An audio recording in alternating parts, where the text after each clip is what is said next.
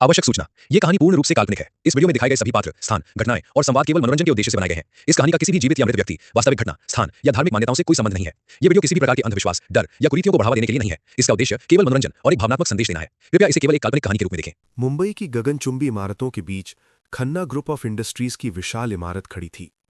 35 साल का रोहित खन्ना, उस कंपनी का सीईओ, अपने आलीशान केबिन की कांच की दीवार से बाहर भागते शहर को देख रहा था। उसके चेहरे पर एक अजीब सी सख्ती थी, जैसे उसने खुद को भावनाओं के पिंजरे में कैद कर लिया हो। रोहित हमेशा से ऐसा नहीं था। 7 साल पहले वो एक हंसमुख और प्यार पर यकीन करने वाला लड़का था, लेकिन उसकी मंगेतर, जिसके लिए उसने अपनी पूरी दुनिया मान ली थी, उसे ऐन मौके पर इसलिए छोड़कर चली गई क्योंकि उसे रोहित से अमीर लड़का मिल गया था। उस दिन रोहित का दिल नहीं टूटा था, बल्कि प्यार पर से उसका भरोसा ही उठ गया था। उसे लगने लगा कि हर रिश्ता एक डील है और हर औरत एक गोल्ड डिगर। उसके कर्मचारी उससे बात करने में कांपते थे। वो अनुशासन का पक्का था और उसकी डिक्शनरी में माफी शब्द नहीं था। उसके दोस्त गिने चुने थे और वे भी सिर्फ बिजनेस तक ही सीमित थे।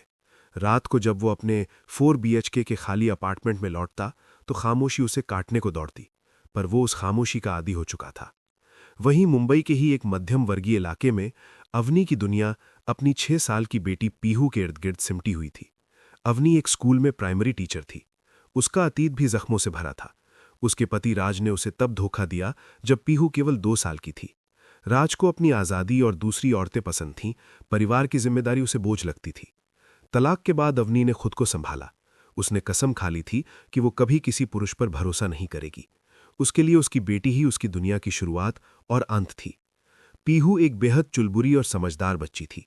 वो अक्सर अपनी ड्राइंग बुक में एक ही चित्र बनाती, एक बड़ा सा घर, एक तरफ मम्मी, एक तरफ पापा और बीच में एक छोटी सी बच्ची। जब अवनी वो ड्राइंग देखती तो उसका कलेजा मुंह को आता। पीहू ने कभी अपने पापा को ठीक से देखा नहीं था, लेकिन वो हमेशा एक पापा की कमी महसूस करती थी। एक सुबह रोहित की कंपनी ने अपनी CSR, corporate social responsibility activity के तहत एक प्रतिष्ठित स्कूल को डोनेशन और नए प्रोजेक्ट्स देने का फैसला किया। रोहित खुद वहां जाने के पक्ष में नहीं था, लेकिन बोर्ड ऑफ डायरेक्टर्स के दबाव में उसे जाना पड़ा। स्कूल में लंच का समय था। चारों तरफ बच्चों का शोर था, जो रोहित को सरदर्द जैसा लग रहा था। वो अपने सेक्रेटरी के साथ कॉरिडोर से गुजर रहा था, तभी एक छोटी सी लड़की, जो शायद पीछे मुड़कर अपने दोस्तों को देख रही थी, पूरी रफ्तार से दौड़ती हुई आई और सीधे रोहित के घुटनों से जा टकराई। रोहित का संतुलन बिगड़ते बिगड़ते बचा। पीहू गिरने ही वाली थी कि रोहित के लंबे हाथों ने अनायास ही उसे हवा में थाम लिया और उसे अपनी गोद में उठा लिया। सॉरी अंकल, मैंने देखा नहीं, पीहू ने अपनी बड़ी बड़ी आंखों में मासूमियत भरकर कहा। रोहित का पारा चढ़ गया था। वो चिल्लाने ही वाला था कि तभी उसकी नज़र पीहू के चेहरे पर पड़ी। उसकी आंखों में वो चमक थी जो रोहित ने बरसों से नहीं देखी थी। बिना किसी स्वार्थ के, बिना किसी डर के, सिर्फ मासूमियत। रोहित के शब्द उसके गले में ही अटक गए। उसने सख्त लहजे में कहा, ध्यान से चला करो, अभी तुम्हें चोट लग जाती तो। हैरानी की बात यह थी कि रोहित की आवाज में वो कड़कपन गायब था जिसके लिए वो मशहूर था। पीहू डरी नहीं, बल्कि मुस्कुरा दी। आप बहुत लंबे हो अंकल, क्या आप बास्केटबॉल खेलते हो? रोहित दंग रह गया। आज तक किसी बड़े ने उससे आंख मिलाकर बात करने की हिम्मत नहीं की थी, और ये छोटी सी बच्ची उसका इंटरव्यू ले रही थी। उसने उसे नीचे उतारा और बिना कुछ कहे आगे बढ़ गया, लेकिन उसका दिल, जो 7 साल से पत्थर बना हुआ था, आज एक बार जोर से धड़का था। शाम को रोहित अपने अपार्टमेंट के नीचे वाले बड़े पार्क में टहल रहा था। वो अक्सर वहां अपनी थकान मिटाने जाता था, हालांकि वो वहां भी किसी से बात नहीं करता था। तभी उसे एक जानी पहचानी आवाज सुनाई दी। अंकल, बास्केटबॉल वाले अंकल। रोहित ने मुड़कर देखा। ये वही लड़की थी, पीहू। वो गुलाबी रंग की फ्रॉक पहने झूला झूल रही थी। रोहित को हैरानी हुई कि वो इसी बिल्डिंग कॉम्प्लेक्स में रहती है। पीहू दौड़कर उसके पास आई। अंकल, आप यहां क्या कर रहे हो? क्या आप भी मेरी तरह छुपन छुपाई खेलने आए हो? रोहित के चेहरे पर एक नन्ही सी मुस्कान तैर गई, जिसे उसने तुरंत छुपा लिया। नहीं, मैं बस टहलने आया हूं। मैं पीहू हूं, और आप? रोहित, उसने संक्षिप्त उत्तर दिया। उस शाम रोहित ने टहलने के बजाय पीहू की बातें सुनी। पीहू उसे अपनी स्कूल की बातें, अपनी ड्राइंग और अपनी मम्मी के बारे में बताती रही। रोहित को महसूस हुआ कि पीहू से बात करते समय उसे अपनी कंपनी के टर्नओवर या किसी धोखेबाज पार्टनर की चिंता नहीं सता रही थी। 7 साल बाद वो सिर्फ रोहित महसूस कर रहा था, न कि CEO रोहित खन्ना। उधर अवनी पार्क के दूसरे कोने से पीहू को आवाज दे रही थी। उसने देखा कि पीहू किसी ऊंचे कद के आदमी से बातें कर रही है। उसे दूर से सिर्फ उसकी पीठ देखी। उसे लगा कोई पड़ोसी होगा, लेकिन पीहू के चेहरे की खुशी देखकर उसे सुकून मिला। उसे नहीं पता था कि ये मुलाकात उसकी और रोहित की जिंदगी की पटकथा लिखने वाली है। दिन बीतते गए और रोहित की दिनचर्या में एक बड़ा बदलाव आया। अब वो ऑफिस से जल्दी निकलने की कोशिश करता ताकि वो पार्क में पीहू से मिल सके। जो इंसान कभी फाइलों और लैपटॉप के अलावा किसी और चीज की परवाह नहीं करता था, वो अब अपनी जेब में छोटी छोटी चॉकलेट्स और रंग बिरंगी पेंसिलें रखने लगा था। उधर अवनी अपने घर में एक बदलाव महसूस कर रही थी। पीहू अब हर बात में रोहित अंकल का जिक्र करती। मम्मी, आज रोहित अंकल ने मुझे बताया कि तारे क्यों चमकते हैं। मम्मी, रोहित अंकल की कार बहुत बड़ी है, क्या हम भी वैसी कार लेंगे। मम्मी, अगर पापा होते तो क्या वो भी रोहित अंकल की तरह मुझे स्विंग पर धक्का देते। पीहू के इन मासूम सवालों ने अवनी के दिल को बेचैन कर दिया था। एक तरफ उसे खुशी थी कि उसकी बेटी खुश है, लेकिन दूसरी तरफ उसे एक अनजान आदमी का उसकी बेटी के इतने करीब आना खटक रहा था। अवनी ने अपने जीवन में जो धोखा खाया था, उसने उसे पुरुषों के प्रति बहुत शंकित बना दिया था। उसे लगा कि कहीं कोई अजनबी उसकी बेटी की मासूमियत का फायदा ना उठाए या उसे ऐसे सपने ना दिखाए जो कभी पूरे ना हो सके। एक शुक्रवार की शाम अवनी ने तय किया कि वो खुद जाकर इस रोहित अंकल से मिलेगी। उसने पीहू से कहा, बेटा, आज मैं भी तुम्हारे साथ पार्क चलूंगी, मुझे तुम्हारे उन स्पेशल फ्रेंड्स से मिलना है। पीहू खुशी से उछल पड़ी। यस मम्मी, अंकल को देखकर आप बहुत खुश हो जाओगे। वो थोड़े सीरियस दिखते हैं पर हैं बहुत अच्छे। जैसे ही वे पार्क पहुंचे, पीहू ने दूर से ही बेंच पर बैठे रोहित को पहचान लिया। रोहित आज सूट बूट में नहीं बल्कि एक कैजुअल टी शर्ट और ट्रैक पैंट में था, पर उसका व्यक्तित्व फिर भी दबदबे वाला था।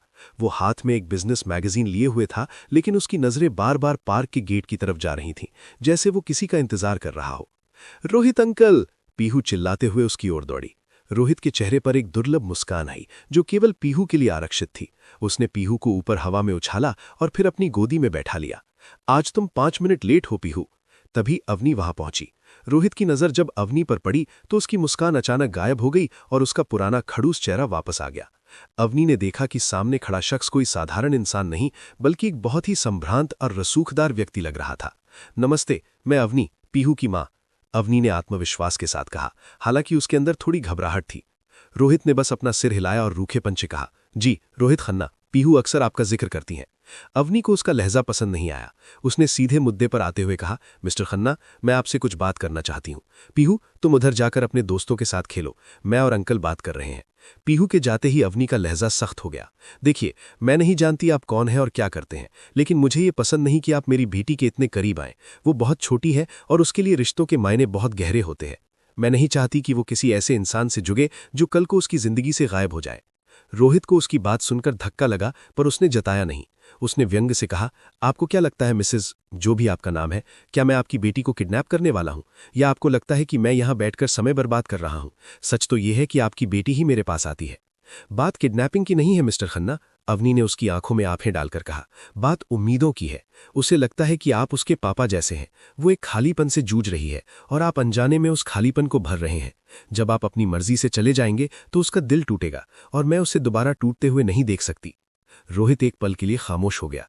दिल टूटना, ये शब्द उसके लिए बहुत पुराना घाव था। उसने कड़वाहट से कहा, दिल केवल बच्चों के नहीं टूटते, और यकीन मानिए मुझे रिश्तों में कोई दिलचस्पी नहीं है। मैं केवल पीहू से मिलता हूं क्योंकि वो इस मतलबी दुनिया की सबसे सच्ची इंसान लगती है। बाकी औरतों की तरह वो मेरे बैंक बैलेंस को देखकर मुझसे बात नहीं करती। अवनी को उसकी बात का मतलब समझ आ गया। उसकी आवाज में छिपा दर्द अवनी को अपने जैसा ही लगा। उसने थोड़ा नरम होते हुए पूछा, क्या आपका अनुभव औरतों के साथ इतना बुरा रहा है कि आप एक माँ की चिंता को भी लालच समझ रहे हैं? रोहित ने एक ठंडी आह भरी। 7 साल पहले मुझे लगा था कि मुझे प्यार मिल गया है, लेकिन जैसे ही उसे मुझसे ज्यादा अमीर कोई मिला, वो मुझे ऐसे छोड़ गई जैसे मैं कोई पुराना खिलौना हूं। उसके बाद से मेरे लिए हर औरत सिर्फ एक शिकारी है। अवनी को महसूस हुआ कि जिस कड़वाहट को वो रोहित का घमंड समझ रही थी, वो दरअसल उसका सुरक्षा कवच था। उसने धीमे स्वर में कहा, धोखा केवल पुरुषों को नहीं मिलता मिस्टर खन्ना। मेरे पति ने मुझे तब छोड़ा जब पीहू गोद में थी। उसे अपनी अय्याशियां फैमिली से ज्यादा प्यारी थीं। मैं आज भी उस धोखे की कीमत चुका रही हूं, अकेले अपनी बेटी को पालकर और उसे हर रोज एक झूठी कहानी सुनाकर कि उसके पापा काम से बाहर गए हैं। पार्क में सन्नाटा छा गया।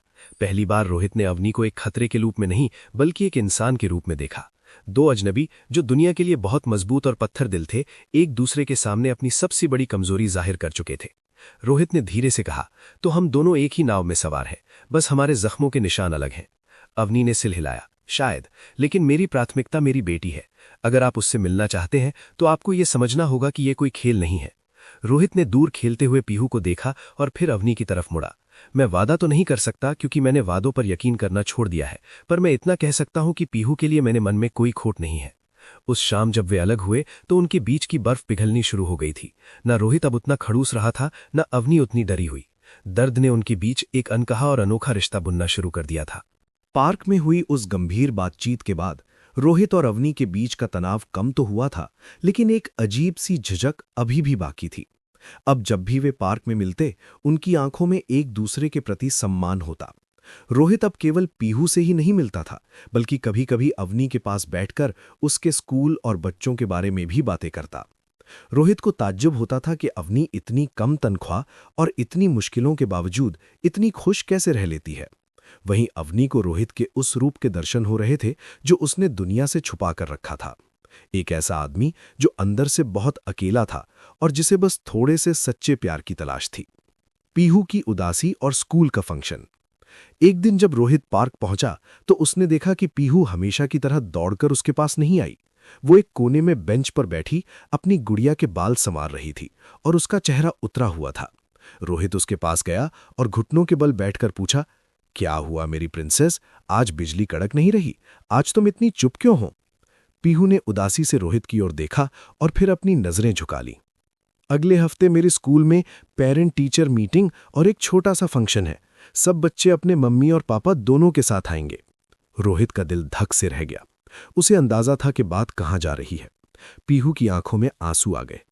मम्मी तो आएगी, पर पापा, मम्मी कहती हैं पापा बहुत दूर काम पर गए हैं, पर मुझे पता है अंकल, वो नहीं आएंगे। पिछली बार भी नहीं आए थे। सब बच्चे मेरा मजाक उड़ाते हैं कि पीहू के पापा सिर्फ उसकी ड्राइंग में रहते हैं। रोहित ने अपनी जिंदगी में बड़े बड़े बिजनेस डील किए थे, लेकिन एक 6 साल की बच्ची के इन सवालों का उसके पास कोई जवाब नहीं था। उसने पीहू का हाथ थामा और उसे चुप कराने की कोशिश की। तभी वहां अवनी आ गई। अवनी की आंखों में भी एक बेबसी थी। उसने रोहित को इशारे से मना किया कि वो इस बारे में बात न करे। उस रात रोहित को नींद नहीं आई। उसके आलीशान बेडरूम की छत उसे नीचे की ओर दबाती हुई महसूस हो रही थी। उसे पीहू का रोता हुआ चेहरा याद आ रहा था।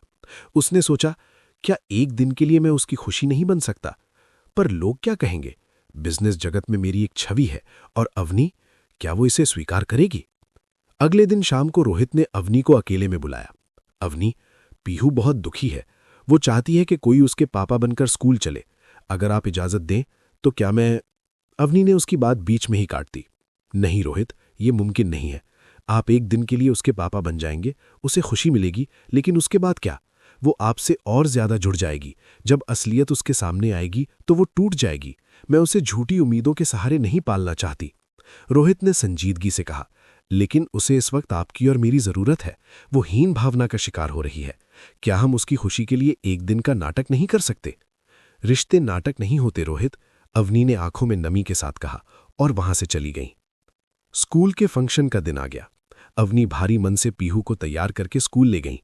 पीहू ने आज अपनी सबसे सुंदर फ्रॉक पहनी थी, पर उसके चेहरे पर रौनक नहीं थी। स्कूल के हॉल में सभी बच्चे अपने माता पिता के साथ बैठे थे। पीहू बार बार गेट की तरफ देख रही थी। शायद उसे उम्मीद थी कि कोई चमत्कार होगा। मीटिंग शुरू हुई। टीचर एक एक करके बच्चों की प्रोग्रेस रिपोर्ट दे रही थी। जब पीहू का नंबर आया तो टीचर ने पूछा, पीहू, आपके पापा आज भी नहीं आए? पीहू का सिर झुक गया। अवनी कुछ बोलने ही वाली थी कि तभी हॉल के दरवाजे पर एक हलचल हुई। सबकी निगाहें गेट की तरफ मुड़ गईं। काले रंग के महंगे सूट में, हाथ में फूलों का एक गुलदस्ता और चेहरे पर एक सौम्य मुस्कान लिए रोहित खन्ना अंदर आ रहा था। हॉल में सन्नाटा छा गया। स्कूल के प्रिंसिपल भी अपनी सीट से खड़े हो गए, क्योंकि वे जानते थे कि रोहित खन्ना शहर की कितनी बड़ी हस्ती है। रोहित सीधे पीहू के पास गया और उसके सामने झुककर फूलों का गुलदस्ता उसे थमा दिया। सॉरी बेटा, पापा को थोड़ा ट्रैफिक मिल गया था। पीहू की आंखें फटी की फटी रह गईं। अगले ही पल वो चिल्लाई, पापा, और दौड़कर रोहित के गले लग गई। अवनी अपनी कुर्सी पर जड़ हो गई थी। उसकी आंखों से आंसू बहने लगे।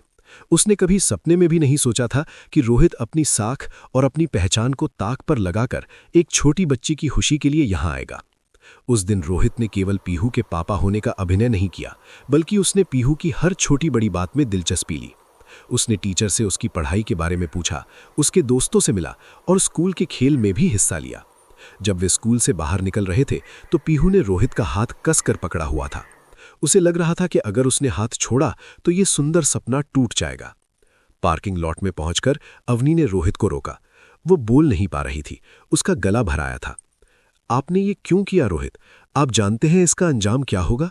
रोहित ने पीहू को कार में बैठने के लिए कहा और फिर अवनी की तरफ मुड़कर धीरे से कहा, मुझे नहीं पता कि कल क्या होगा अवनी, पर आज जब उसने मुझे पापा कहकर गले लगाया तो मुझे ऐसा लगा जैसे मेरी बरसों की तन्हाई एक पल में खत्म हो गई। उस बच्ची ने मुझे वो दर्जा दिया है जिसे पाने के लिए लोग तरसते हैं। आज मुझे महसूस हुआ कि सीईओ बनने से कहीं ज्यादा सुकून एक पिता कहलाने में है। अवनी ने पहली बार रोहित की आंखों में वो सच्चाई देखी जो उसने आज तक किसी पुरुष में नहीं देखी थी। उसका दिल भी रोहित के लिए पिघलने लगा था। जो नफरत और शक उसने अपने चारों तरफ दीवार बनकर खड़े किए थे, वो धीरे धीरे गिरने लगे थे। उस शाम जब वे घर पहुंचे, पीहू बहुत खुश थी। उसने सोते समय रोहित का हाथ पकड़ रखा था। रोहित उन्हें घर छोड़ने आया था।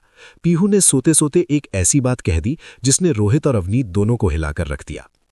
मम्मी, रोहित अंकल मेरे हमेशा वाले पापा क्यों नहीं बन सकते? क्या भगवान जी उन्हें हमारे घर नहीं भेज सकते? पीहू तो सो गई, लेकिन उसके इस मासूम सवाल ने हवा में एक भारी सन्नाटा पैदा कर दिया। रोहित और अवनी ने एक दूसरे की ओर देखा। अब ये सिर्फ पीहू की खुशी का सवाल नहीं था, बल्कि उन दोनों के भविष्य का सवाल था। पीहू के उस मासूम सवाल, रोहित अंकल मेरे हमेशा वाले पापा क्यों नहीं बन सकते, ने उस रात जैसे समय को थाम दिया था। रोहित बिना कुछ कहे अवनी के घर से निकल तो आया, लेकिन वो सवाल उसके कानों में गूंजता रहा। अगले कुछ दिन रोहित के लिए बेचैनी भरे थे। वो ऑफिस में मीटिंग्स के दौरान खोया रहता। उसकी सेक्रेटरी हैरान थी कि जो बॉस छोटी सी गलती पर आसमान सिर पर उठा लेता था, वो आज फाइलों पर गलत साइन कर रहा था। रोहित को एहसास हुआ कि उसने अपनी जिंदगी की जो 4 दीवारी पैसे और रुतबे से बनाई थी, उसे एक 6 साल की बच्ची ने अपनी छोटी सी उंगली से हिला दिया था। उधर अवनी की हालत भी कुछ अलग नहीं थी। वो खुद को बार बार समझाती, अवनी संभाल खुद को, वो एक बहुत अमीर आदमी है, उसके और तेरे बीच जमीन आसमान का फर्क है, और सबसे बड़ी बात, तुझे मर्दों पर भरोसा नहीं है। लेकिन उसका दिल गवाही दे रहा था कि रोहित बाकी मर्दों जैसा नहीं था।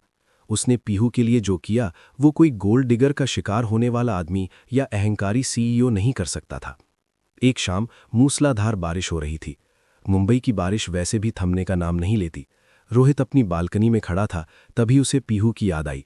उसने बिना सोचे समझे अपनी गाड़ी निकाली और अवनी के फ्लैट की ओर चल पड़ा। वो ये भी नहीं जानता था कि वो वहां क्यों जा रहा है। जब रोहित ने अवनी के घर की घंटी बजाई तो अवनी उसे सामने देखकर दंग रह गई। रोहित पूरी तरह भीगा हुआ था। रोहित, आप इस वक्त और इस हालत में? अवनी ने उसे अंदर बुलाते हुए कहा। रोहित ने तौलिए से अपना सिर पोंछते हुए उसकी तरफ देखा। मुझे नींद नहीं आ रही थी अवनी। पीहू की वो बात, वो मेरे जहन से निकल ही नहीं रही है। अवनी खामोश हो गई। उसने चाय बनाई और दोनों बालकनी में बैठ गए, जहां बारिश की बौछारें उनके चेहरों को छू रही थीं। अवनी, रोहित ने धीमी आवाज में कहा, मैंने पूरी जिंदगी सिर्फ भागना सीखा है। पहले गरीबी से भागा, फिर प्यार से भागा। मुझे लगा था कि पैसा ही सब कुछ है। पर उस दिन स्कूल में जब पीहू ने मुझे पापा कहा, तो मुझे लगा कि मेरे पास जो करोड़ों की जायदाद है, वो उस एक शब्द के सामने मिट्टी है। अवनी की आंखों में आंसू आ गए। रोहित, मैं बहुत डरी हुई हूं। मैंने एक बार भरोसा किया था और उसका नतीजा ये हुआ कि मुझे और मेरी बेटी को दर दर की ठोकरें खानी पड़ी। मैं फिर से उस अंधेरे में नहीं जाना चाहती। रोहित ने हिम्मत जुटाकर अवनी का हाथ अपने हाथ में लिया। मैं भी डरा हुआ हूं। मुझे आज भी लगता है कि कहीं ये सब एक सपना ना हो। पर क्या हम अपने डर की वजह से उस खुशी को छोड़ दें जो हमारे सामने खड़ी है? अवनी, मुझे नहीं पता कि प्यार कैसे किया जाता है, पर मुझे इतना पता है कि मैं तुम्हारे और पीहू के बिना अब अपनी जिंदगी की कल्पना नहीं कर सकता। तभी अचानक अवनी के फोन पर एक मैसेज आया। उसने देखा और उसका चेहरा सफेद पड़ गया। वो उसके पूर्व पति राज का मैसेज था। वो शहर वापस आ गया था और पीहू से मिलने की जिद कर रहा था। क्या हुआ? रोहित ने उसकी घबराहट देख पूछा। अवनी ने कांपते हुए बताया, राज, वो वापस आ गया है। वो कह रहा है कि उसे पीहू की कस्टडी चाहिए। उसने सुना है कि मैं किसी अमीर आदमी के साथ घूम रही हूं और वो इसे मुद्दा बनाना चाहता है। रोहित के अंदर का खड़ूस सीईओ अचानक जाग गया, लेकिन इस बार गुस्से में नफरत नहीं बल्कि सुरक्षा का भाव था। उसे आने दो अवनी, अब तुम अकेली नहीं हो। उसे लगता है कि वो तुम्हें डरा सकता है क्योंकि उसने तुम्हारी मजबूरी देखी है, पर उसने रोहित खन्ना का गुस्सा नहीं देखा। उस रात रोहित ने एक बड़ा फैसला लिया। उसने समझ लिया था कि अगर उसे पीहू और अवनी को हमेशा के लिए अपना बनाना है तो उसे सिर्फ दोस्त बनकर रहने से काम नहीं चलेगा। उसे उन्हें वो सुरक्षा और नाम देना होगा जिसके बाद कोई उन पर उंगली न उठा सके। अगले दिन रोहित ने पार्क में नहीं बल्कि एक मंदिर के पास अवनी को बुलाया। पीहू भी साथ थी। रोहित के हाथ में एक छोटा सा मखमली डिब्बा था। उसने पीहू को नीचे बिठाया और उसके स्तर पर आकर पूछा, पीहू, क्या तुमने मुझसे कुछ पूछा था ना? क्या मैं तुम्हारे हमेशा वाले पापा बन सकता हूं? पीहू ने उत्साह से सिर हिलाया। हाँ। रोहित ने फिर अवनी की ओर देखा, जिसकी आंखों में उलझन और उम्मीद दोनों थी। रोहित ने डिब्बा खोला, जिसमें एक साधारण लेकिन बेहद खूबसूरत अंगूठी थी। अवनी, मैं दुनिया का सबसे अच्छा इंसान होने का दावा नहीं करता। मैं खड़ूस हूं, जिद्दी हूं और शायद कभी कभी बहुत बोरिंग भी हूं, पर मैं वादा करता हूं कि मैं तुम्हें और पीहू को कभी वो दर्द महसूस नहीं होने दूंगा जो तुमने पहले सहा है। क्या तुम एक टूटे हुए दिल वाले सीईओ को अपना जीवन साथी स्वीकार करोगी? अवनी की सिसकियां निकल गईं। उसने हाँ में सिर हिलाया। पीहू खुशी से दोनों के बीच में कूद पड़ी। याए, अब मेरे पास असली वाले पापा हैं। लेकिन कहानी अभी खत्म नहीं हुई थी। रोहित खन्ना की शादी एक तलाकशुदा स्कूल टीचर से होना बिजनेस वर्ल्ड में एक धमाका होने वाला था। रोहित की अपनी माँ, जो लंदन में रहती थी, वो इस रिश्ते के सख्त खिलाफ थी। उनके लिए खानदान की प्रतिष्ठा और पैसा सबसे ऊपर था। क्या रोहित अपनी माँ और समाज के खिलाफ जाकर अवनी को अपना पाएगा? और राज, जो अब पीहू को ढाल बनाकर पैसे ऐंठने की फिराक में था, उसका क्या होगा? रोहित और अवनी ने एक दूसरे का साथ निभाने का फैसला तो कर लिया था, लेकिन उनके सामने दो बड़ी चुनौतियां खड़ी थीं। एक तरफ अवनी का लालची पूर्व पति राज और दूसरी तरफ रोहित की परंपरावादी मां श्रीमती सावित्री खन्ना।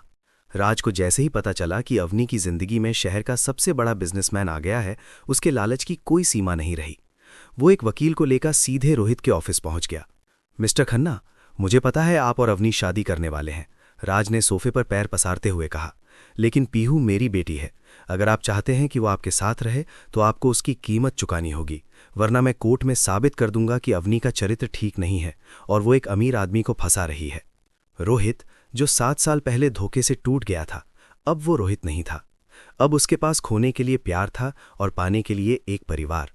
उसने ठंडे दिमाग से अपने सेक्रेटरी को बुलाया और एक फाइल राज के सामने फेंक दी। राज, पिछले 5 सालों में तुमने कितनी लड़कियों को ठगा है, कितने जुए के कर्ज तुम पर हैं और कितनी बार तुम पुलिस रिकॉर्ड में आए हो, ये सब इस फाइल में है। रोहित की आवाज में वही पुरानी तलखी थी, पर इस बार वो न्याय के लिए थी। अगर तुमने पीहू या अवनी के आसपास भी कदम रखा तो मैं तुम्हें जेल की ऐसी काल कोठरी में सड़ाऊंगा जहां से सूरज की रोशनी भी नसीब नहीं होगी। और रही बात कस्टडी की, तो तुमने पिछले 4 सालों से 1 पैसा भी गुजारा भत्ता नहीं दिया है। कानूनन तुम अपनी बेटी का चेहरा देखने के हकदार भी नहीं हो। राज का चेहरा पीला पड़ गया। वो समझ गया कि रोहित खन्ना से भिड़ना उसकी हैसियत से बाहर है। वो बिना पीछे मुड़े वहां से भाग निकला। रोहित ने आज अपनी ताकत का इस्तेमाल किसी डील को जीतने के लिए नहीं, बल्कि अपनी दुनिया को बचाने के लिए किया था। अगली चुनौती और भी कठिन थी।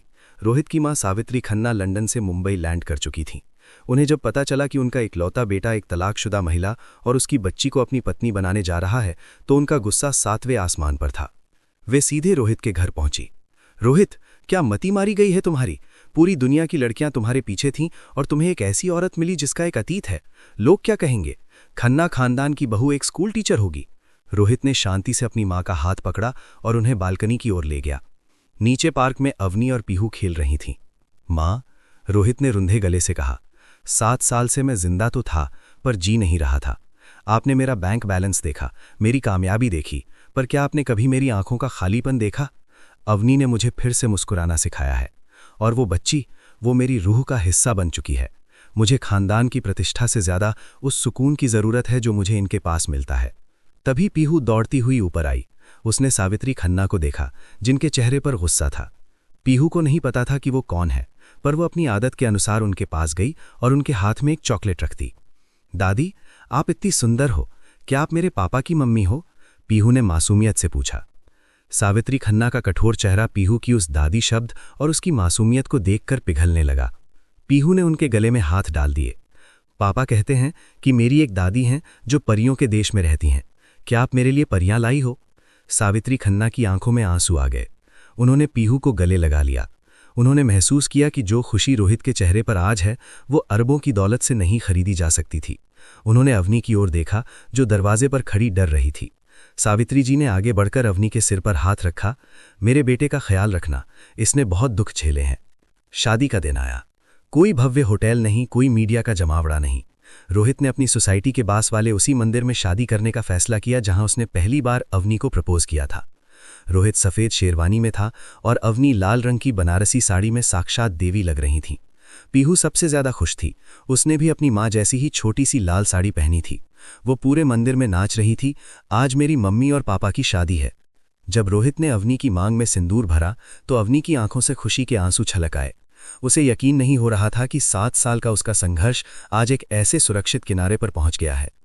फेरों के बाद जब वे भगवान का आशीर्वाद लेने झुके तो पीहू भी उन दोनों के बीच में आकर खड़ी हो गई। पंडित जी मुस्कुराए और बोले, ये आशीर्वाद केवल पति पत्नी के लिए नहीं बल्कि इस मुकम्मल परिवार के लिए है। शादी के कुछ महीनों बाद रोहित का व्यवहार पूरी तरह बदल गया। ऑफिस में अब वो खड़ूस बॉस नहीं रहा था। वो कर्मचारियों की परेशानियों को समझने लगा था।